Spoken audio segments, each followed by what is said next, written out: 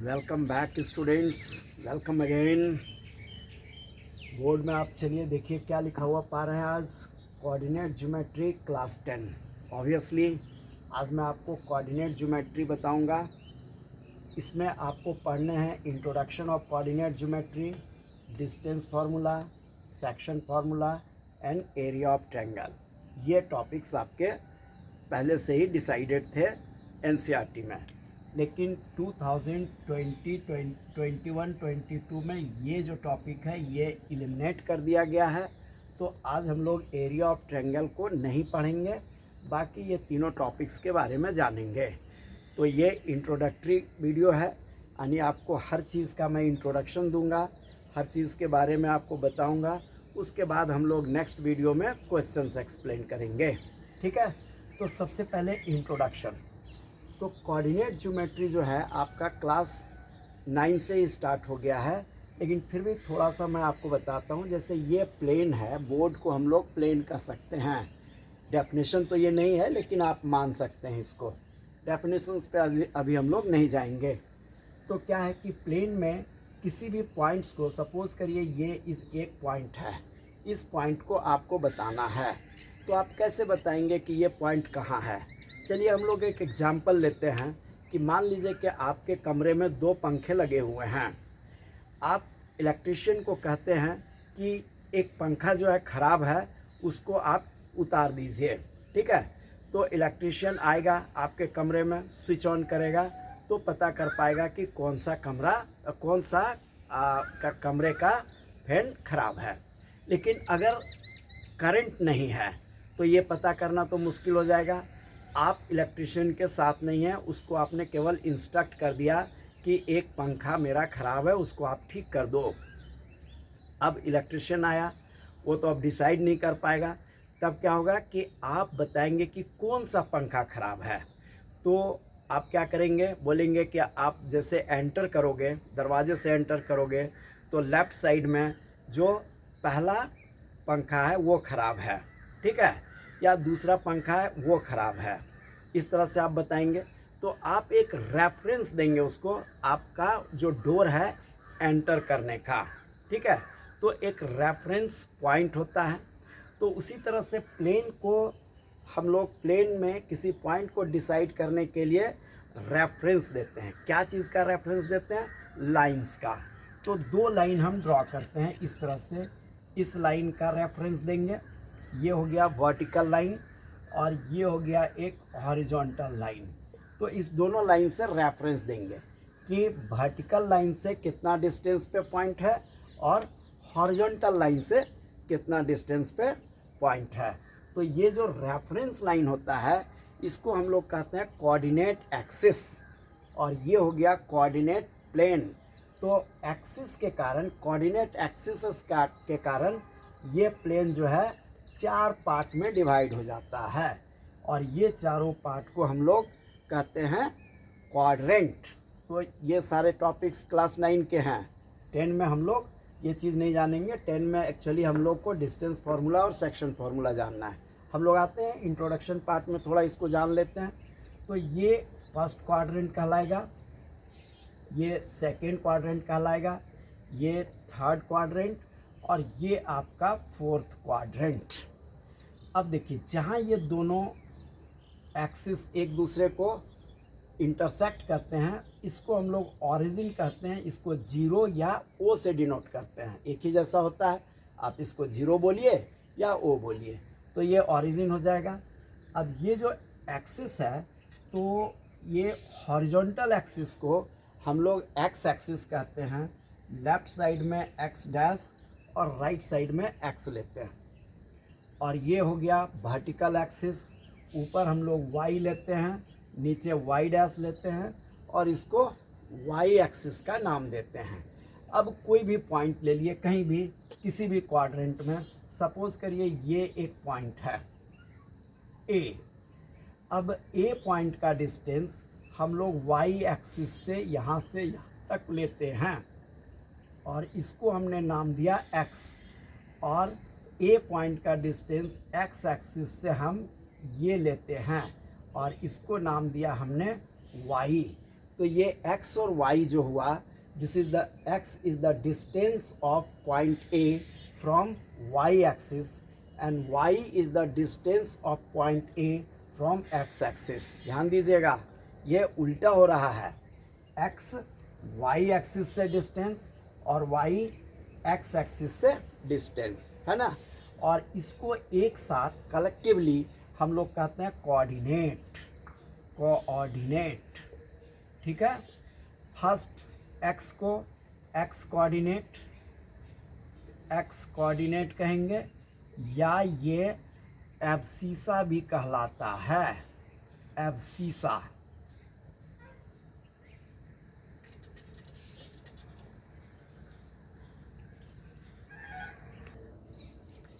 ये क्या कहलाएगा, एब्सीसा।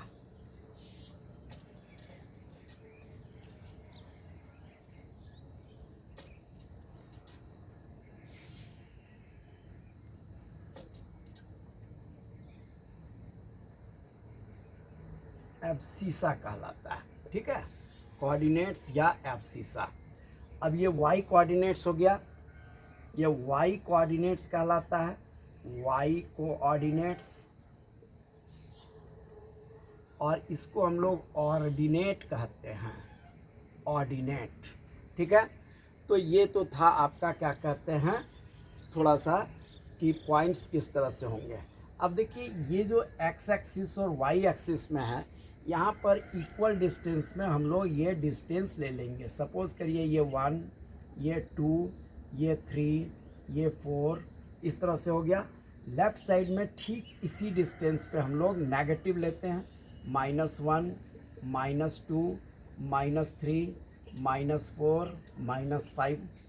यहाँ y में डिस्टेंस सेम रहेगा, 1, 2, 3, 4, 5, 6, 7, ये नीचे -1, -2, -3, -4, ये -5। अब देखिए x कितना हो गया हमारा, यहाँ से यहाँ तक का डिस्टेंस, ये डिस्टेंस सेम है, तो x को 3, और y कितना हो गया, यहाँ से यहाँ तक का डिस्टेंस, ये डिस्टेंस, ये हो गया आपका 5। अब कहीं भी पॉइंट लेते हैं, सपोज़ करिए कि हमने यहाँ एक पॉइंट लिया, ये पॉइंट है हमारा B। अब सवाल MCQ आते हैं, तो MCQ में आपको पूछ सकता है कि B x से x एक्सिस से कितने डिस्टेंस पे है। तो देखिए ये हमारा x एक्सिस हो गया, यहाँ से ये डिस्टेंस हो गया, तो ये डिस्टेंस कितना है, इसमें हम लोग आए, तो सपोज़ करिए ये 2 है, तो x एक्सिस से B जो है वो 2 के डिस्टेंस पे है, और y एक्सिस से इसका डिस्टेंस ऐसे हम लोग लेंगे, तो ये कितना हो जाएगा, -4। तो इसको हम लोग लिखेंगे ये -4, 2। इसका कोऑर्डिनेट्स देखिए, x कोऑर्डिनेट्स को पहले लिखते हैं, यहाँ जो पॉइंट होगा इसको पहले लिखेंगे, और यहाँ जो पॉइंट होगा इसको बाद में लिखेंगे। तो आपको क्या रहेगा कि दिया हुआ रहेगा कोऑर्डिनेट्स। सपोज़ करिए कि ये फिगर नहीं दिया हुआ है, आपको सिंपली दे दिया b का कोऑर्डिनेट्स -4 और 2, और बोला कि what is the distance of b from x axis. तो y जो है वो x एक्सिस से डिस्टेंस है, so distance of b from x axis is 2, and distance of b from y axis is -4 नहीं कहेंगे, याद रखिएगा, क्या कहेंगे, 4, ठीक है। क्यों, डिस्टेंस नेगेटिव नहीं होता है, ठीक है।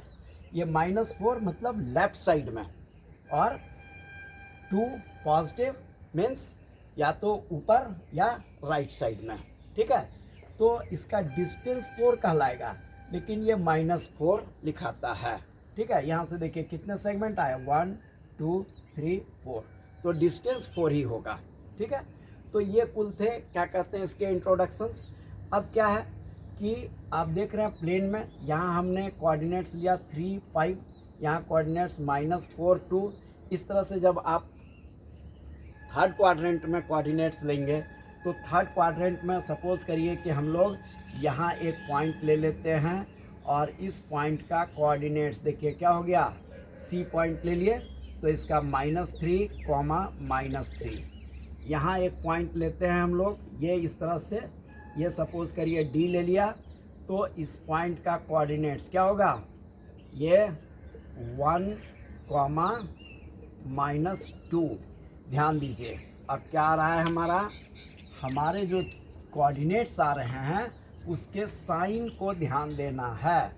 देखिए इसमें दोनों प्लस प्लस साइन आया, यानी फर्स्ट क्वाड्रेंट में जब प्लस प्लस साइन वाले कोऑर्डिनेट्स आएंगे तो वो फर्स्ट क्वाड्रेंट में लाई करेगा।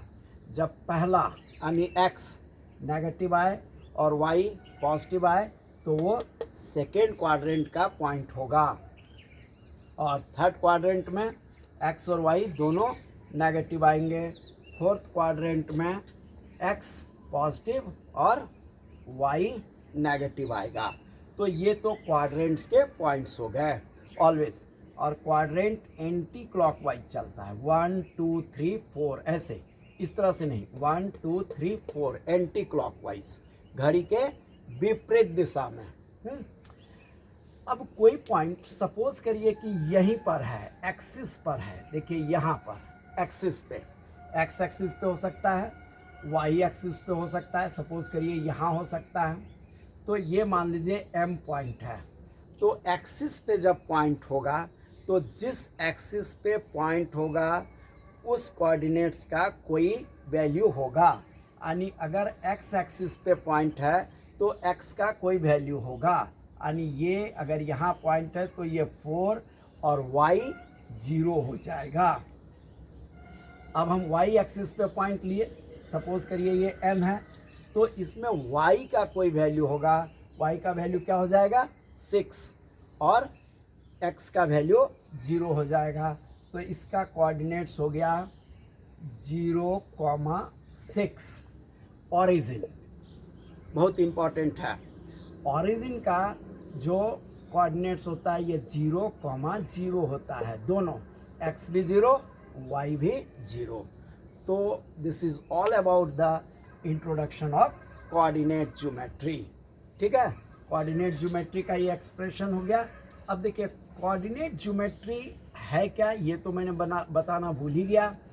कोऑर्डिनेट ज्योमेट्री क्या होता है कि अगर किसी एल्जेब्रिक एक्सप्रेशन को हम लोग पिक्चराइज करते हैं, यानी ज्योमेट्री के फॉर्म में रिप्रेजेंट करते हैं, उस टॉपिक को हम लोग कहते हैं कोऑर्डिनेट ज्योमेट्री।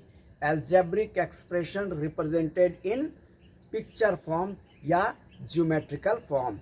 जैसे हमने इक्वेशंस का ग्राफ बनाया था, आपको पॉलिनोमियल्स में या फिर लीनियर इक्वेशंस में भी ग्राफिकल एक्सप्रेशन हम लोग देखेंगे। तो क्या होते हैं, ग्राफ बनाते समय उसको लाइंस में दिखाते हैं, कर्व में दिखाते हैं। तो ये क्या है, अलजेब्रा को ज्योमेट्री के फॉर्म में एक्सप्रेस करना। अब हम लोग आते हैं डिस्टेंस फार्मूला में। ठीक है, चलिए डिस्टेंस फार्मूला देखते हैं क्या है। तो डिस्टेंस फार्मूला जानने के लिए हम लोग 2 पॉइंट प्लेन में लेंगे।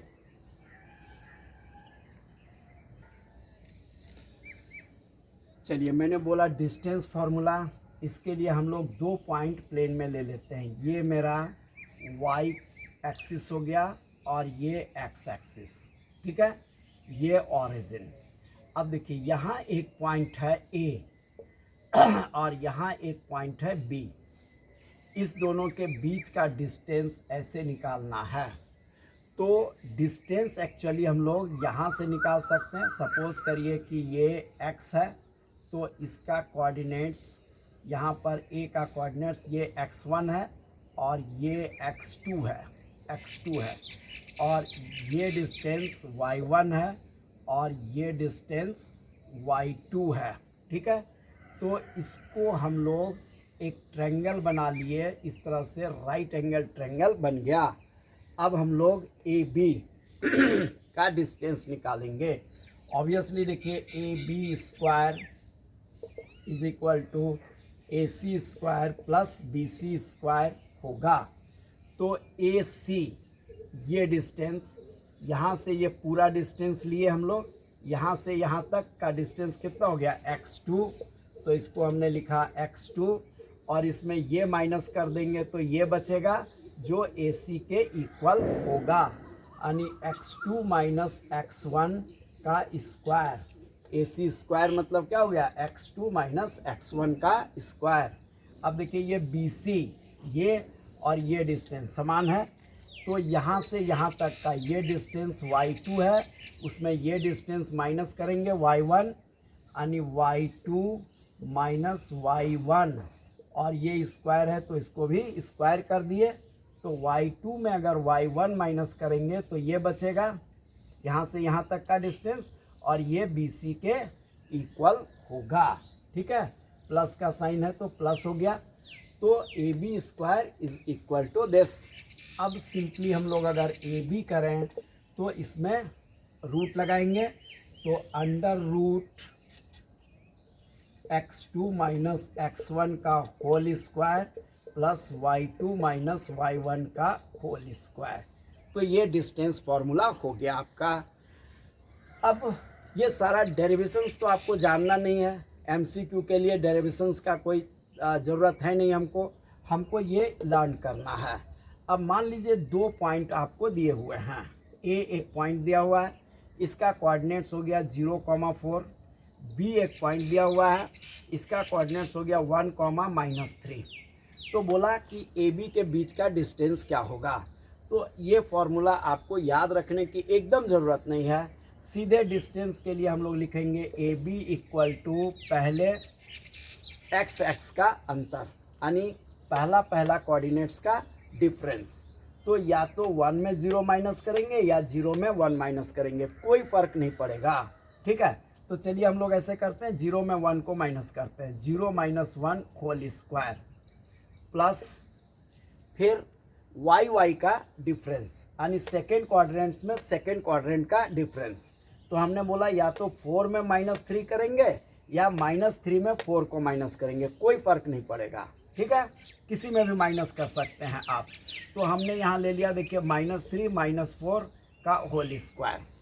तो अब क्या हो गया, 1 का स्क्वायर 1, और ये प्लस -3 - 4 -7 का स्क्वायर हो गया 49। ठीक है, तो this equal to root under 50, that is 5√2। ठीक है, तो AB का डिस्टेंस आ गया 5√2। तो आपको देखिए ये फॉर्मूला तो हमने कहीं यूज़ किया नहीं, हमने कहा क्या किया कि फर्स्ट कोऑर्डिनेट्स में फर्स्ट कोऑर्डिनेट्स, पहले पॉइंट का फर्स्ट कोऑर्डिनेट में दूसरे पॉइंट का फर्स्ट कोऑर्डिनेट माइनस कर दिया। ठीक है, फिर क्या किया, अब पहले पॉइंट का सेकेंड कोऑर्डिनेट में दूसरे पॉइंट का सेकेंड कोऑर्डिनेट माइनस कर दिया, और दोनों का स्क्वायर करके सम करेंगे तो डिस्टेंस आ जाएगा। तो 2 पॉइंट का सिंपल डिस्टेंस यही होता है। ठीक है, तो ये था डिस्टेंस फार्मूला। डिस्टेंस फार्मूला के बाद हम लोग आते हैं सेक्शन फार्मूला में।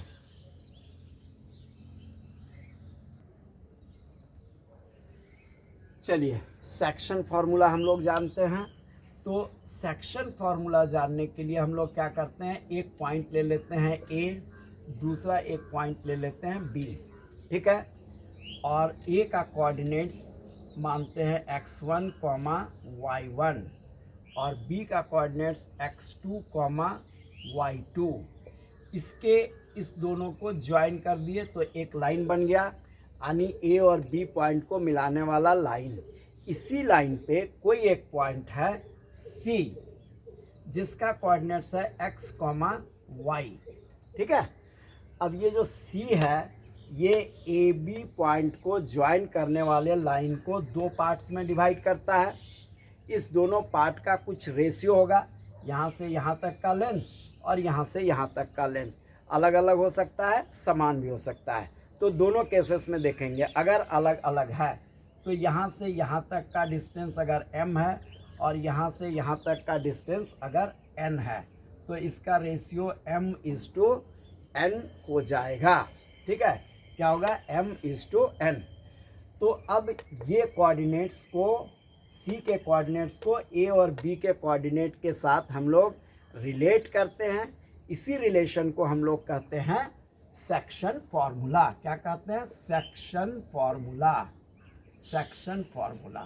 ठीक है, तो कैसे रिलेट करेंगे? देखिए x को जानना है तो x equal to left side के रेशियो को लीजिए m, लेफ्ट साइड के रेशियो से राइट साइड के कोऑर्डिनेट से इंटू करते हैं, यानी m into x2, m into x2। x जानने के लिए रेशियो को x से इंटू करेंगे, ठीक है, प्लस अब राइट साइड का अगर हम लोग लेते हैं रेशियो तो लेफ्ट साइड के कोऑर्डिनेट से इंटू करते हैं, n into x1, n into x1 by m plus n। ये हो गया आपका फॉर्मूला। तो आप क्या याद रखेंगे? किससे किससे इंटू करते हैं ये नहीं, सीधे आप देखिए कि लेफ्ट साइड के रेशियो से राइट साइड के कोऑर्डिनेट्स को इंटू करेंगे प्लस राइट साइड के कोऑर्डिनेट से लेफ्ट साइड के रेशियो को इंटू करेंगे, ठीक है, और डिवाइड कर देंगे रेशियो के सम से। तो x लेंगे तो x से इंटू करते हैं। अब y निकालना है तो फिर वही चीज़ हम लोग करेंगे, लेफ्ट के रेशियो से राइट के कोऑर्डिनेट को इंटू करेंगे, लेकिन y निकालने के लिए y से, यानी my2 plus ny1 by m plus n। ये हो गया सेक्शन फार्मूला। अभी मैं इसका डेरिवेशन नहीं बता रहा हूँ, लंबा हो जाएगा वीडियो, इसीलिए इसको मैं स्किप कर रहा हूँ, ठीक है। आप केवल ये फार्मूला को लर्न करके रखिए, यानी ये रेशियो आपको आ जाएगा निकालने के लिए।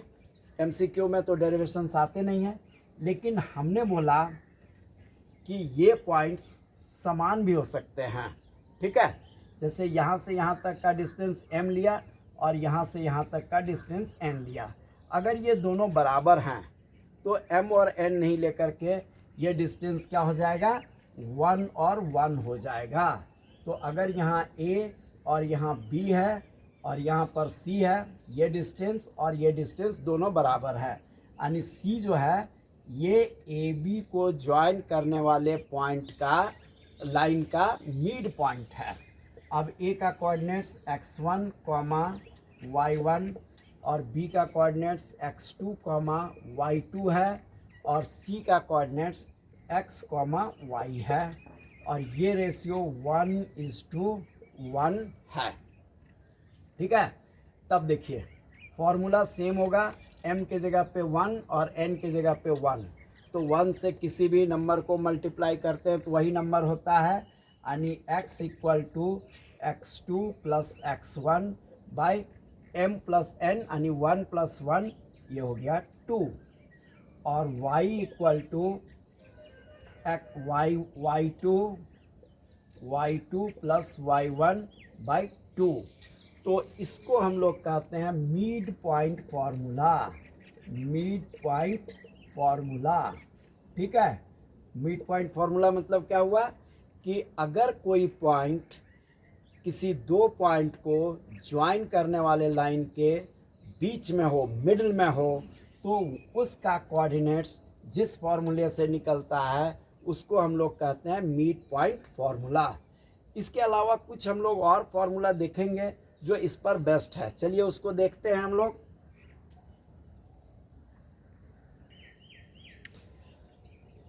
अब हम लोग कोऑर्डिनेट ज्योमेट्री में ज्योमेट्री के कुछ फिगर के बारे में जानेंगे। तो ज्योमेट्री में चलिए हम लोग एक ट्रायंगल लेते हैं। सपोज करिए कि आपके पास एक ट्रायंगल है ABC, ABC एक ट्रायंगल हो गया, और A का कोऑर्डिनेट्स x1, y1 है, B का कोऑर्डिनेट्स x2, y2 है, और C का कोऑर्डिनेट्स x3, y3 है, ठीक है। अब इस तीनों वर्टिसेस से मीडियन ड्रॉ किए हुए हैं। मीडियन आपने जान रखा होगा या आप जानते होंगे मीडियन किसको कहते हैं? वर्टेक्स से मिड पॉइंट को, अपोजिट साइड के मिड पॉइंट को ज्वाइन करने वाले लाइन को मीडियन कहते हैं। तो मान लीजिए ये DBC का मिड पॉइंट, EAC का मिड पॉइंट और ये FAB का मिड पॉइंट हो गया। तो AD, BE और CF ये मीडियंस हो गए। अब देखिए यहाँ पर एक पॉइंट आया O, ठीक है। वो क्या कहलाएगा इसका, वो सेंट्रॉइड कहलाएगा। तो ओ है सेंट्रॉइड। तो ओ का कोऑर्डिनेट्स हम लोग कैसे निकालेंगे? ओ का कोऑर्डिनेट्स निकालने का फॉर्मूला हम लोग यूज़ कर लेंगे। एमसीक्यू में तो फार्मूला याद रखेंगे तो आराम से निकलेगा। तो ओ का कोऑर्डिनेट्स हो जाएगा एक्स। अगर इसका कोऑर्डिनेट्स हम लोग एक्स कॉमा वाई लेते हैं तो x equal to x1 plus x2 plus x3 divided by 3, और y निकालना है तो y equal to y1 plus y2 plus y3 by 3। Simply ओ यानी सेंट्रॉइड का ये हो गया कोऑर्डिनेट्स निकालने का फॉर्मूला, अगर तीनों वर्टिसेस के कोऑर्डिनेट्स दिए हुए हैं तो। अब सपोज करिए कि आपके पास 3 पॉइंट्स के क्या हुए हैं, कोऑर्डिनेट्स दिए हुए हैं, ए, बी और सी। 3 पॉइंट्स का कोऑर्डिनेट्स, अगर ए का कोऑर्डिनेट्स x1 कॉमा y1 है और बी का कोऑर्डिनेट्स x2 कॉमा y2 है और सी का कोऑर्डिनेट्स x3 कॉमा y3 है, और आपको ये बताने के लिए देगा क्वेश्चन कि बताइए कि इसमें ये तीनों वर्टिसेस राइट एंगल ट्रायंगल के वर्टिसेस हैं अथवा नहीं हैं। तो ये जानने के लिए हम लोग क्या करेंगे, ए बी का डिस्टेंस निकालेंगे, यानी ए बी स्क्वायर, ये क्या हो जाएगा, डिस्टेंस फार्मूला यूज़ करेंगे हम लोग, यानी x2 माइनस x1 का whole square plus y2 minus y1 का होल स्क्वायर। तो ये ए बी स्क्वायर हो गया। फिर हम लोग बी सी स्क्वायर निकालेंगे, तो बी सी स्क्वायर क्या हो जाएगा, x3 माइनस x2 का whole square plus y3 minus y2 का होल स्क्वायर। फिर ए सी निकालेंगे, तो A C square equal to x3 minus x1 का whole square plus y3 minus y1 का होल स्क्वायर। तीनों निकाल लिए। अब जब तीनों नंबर निकाल लेंगे तो दो छोटे छोटे नंबर जो भी आएंगे, यहाँ तो हमने फिगर बना दिया तो इस फिगर के अनुसार नहीं चलेंगे, जो भी दो नंबर छोटे आएंगे उस दोनों नंबर को ऐड कर दीजिए। तो सपोज करिए ए बी और बी सी हमारे ए सी से छोटे नंबर आए, तो हम लोग ए बी का स्क्वायर ले लिए, ए बी स्क्वायर जो आया उसको, फिर हम लोग बी सी स्क्वायर जो आया उसको, दोनों को ऐड कर देंगे। अगर ये ए सी जो आया, जो भी आएगा उसके इक्वल अगर हो जाएगा तो हम लोग कहेंगे कि yes these are the vertices of right angle triangle. तो ये क्या हो जाएंगे, राइट एंगल ट्रायंगल का वर्टिसेस हो जाएगा। ये हम लोग कैसे जाने, पाइथागोरस थ्योरम से, सिंपल है ना। पाइथागोरस थ्योरम में क्या होता है, दो साइड्स का स्क्वायर अगर तीसरे साइड के स्क्वायर के इक्वल होता है तो क्या होता है कि ये जो लाइन्स है या ये जो ट्रायंगल बन रहा है वो राइट एंगल ट्रायंगल है। अब ट्रायंगल हो गया, ट्रायंगल से इसी तरह के क्वेश्चन आएंगे। अब हम लोग देखते हैं कि पैरेललोग्राम या दूसरे जो क्या कहते हैं फिगर है, ज्योमेट्रिकल फिगर, उसमें से किस तरह के क्वेश्चन आ सकते हैं। चलिए उसको देखते हैं।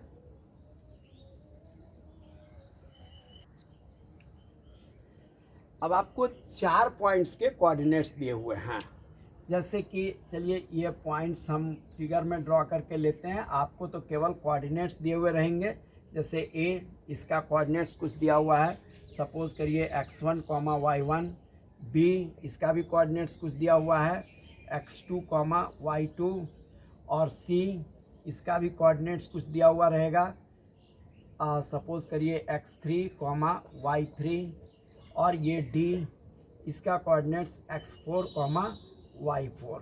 ठीक है, यानी 4 पॉइंट्स के कोऑर्डिनेट्स दिए हुए हैं। और आपको सवाल आ गया कि बताइए कि ये जो पॉइंट्स हैं ये पैरेललोग्राम के वर्टेक्स हैं अथवा नहीं। ठीक है, तो बड़ा मुश्किल है, कैसे जानेंगे। तो आप पैरेललोग्राम का एक प्रॉपर्टी रिकॉल करिए। क्या होता है, पैरेललोग्राम का डायगोनल जो होता है वो एक दूसरे को बाइसेक्ट करते हैं, एक दूसरे को बाइसेक्ट करते हैं। तो सपोज ये अगर पैरेललोग्राम होगा तो क्या होगा, इसके डायगोनल एक दूसरे को बाइसेक्ट करेंगे, यानी ये जो पॉइंट है वो AC का मिड पॉइंट होगा और BD का मिड पॉइंट होगा। तो हम लोग क्या करेंगे, A और C का मिड पॉइंट निकालेंगे। तो देखिए AC का मिड पॉइंट फार्मूला निकालेंगे O का, तो हम लोग क्या करेंगे x1 plus x3 divided by 2, ये आ गया x, और y क्या हो जाएगा y1 plus y3 divided by 2। तो ये O का कोऑर्डिनेट्स निकल गया। अब हम लोग फिर से O का BD का मिड पॉइंट निकालते हैं। तो BD का मिड पॉइंट फार्मूला याद करिए, x2 प्लस x4, ये कोऑर्डिनेट्स लेंगे 2 से डिवाइड किए, फिर y लेंगे, तो ये हो गया y2, y4, ये प्लस करके 2 से डिवाइड करेंगे। अगर ये और ये सेम आए और ये सेम आए, मतलब क्या है कि वो AC का भी मिड पॉइंट है और BD का भी मिड पॉइंट है। तो सेम अगर आते हैं, इधर से मिड पॉइंट और इधर से मिड पॉइंट, फार्मूले से हम लोग मिड पॉइंट दोनों का निकाल लिए। अगर दोनों सेम आता है x और y, तब हम लोग कहेंगे yes these are the vertices of parallelogram. तो ये पैरेललोग्राम जानने का तरीका हो गया। क्वेश्चन आ सकते हैं MCQs में इस तरह से। अब रोम्बस है या नहीं, या स्क्वायर है या नहीं, ये जानने के लिए हम लोग फिर से इन्हीं सब फार्मूला को यूज़ करेंगे। जैसे स्क्वायर अगर होगा तो क्या होगा, सारे डिस्टेंसेस, चारों डिस्टेंस हम लोग निकालेंगे। AB का डिस्टेंस निकालेंगे, BC का डिस्टेंस निकालेंगे, फिर CD का डिस्टेंस निकालेंगे और AD का डिस्टेंस निकालेंगे। ये चारों अगर इक्वल हैं तो ये स्क्वायर हो सकता है। लेकिन कंफर्म करने के लिए हम लोग क्या करेंगे, एक और डायगोनल का डिस्टेंस निकाल लेंगे। तो फिर पाइथागोरस थ्योरम निकालेंगे। अगर AB square plus BC square is equal to AC square हो जाए, ये दो साइड्स जोड़ करके देखेंगे हम लोग। अगर इसके इक्वल हो गया तो कहेंगे यस इट इज़ स्क्वायर। तो ये इसके प्रॉपर्टीज़ पर बेस्ड क्या कहते हैं क्वेश्चंस आ सकते हैं आपको MCQs में। तो MCQ क्वेश्चंस हम लोग एक्सप्लेन करेंगे इसके नेक्स्ट वीडियोज़ में, ठीक है। और भी वीडियो आएंगे जो कोऑर्डिनेट ज्योमेट्री से रिलेटेड होगा। पहले मैं सारे कॉन्सेप्ट को कंप्लीट कर रहा हूँ, फिर हम लोग क्वेश्चंस एक्सप्लेन करना शुरू करेंगे, तो क्वेश्चन देखेंगे। वीडियो देखते रहिए, इस वीक के बाद क्वेश्चंस आने शुरू हो जाएंगे। आप बने रहिए हमारे साथ और आप पूरे चैप्टर्स को, पूरे फर्स्ट टर्म को बढ़िया से रिवाइज करिए ताकि आप अच्छा रिजल्ट कर सकें। मेरा विशेष आपके साथ है। Best of luck. Thank you.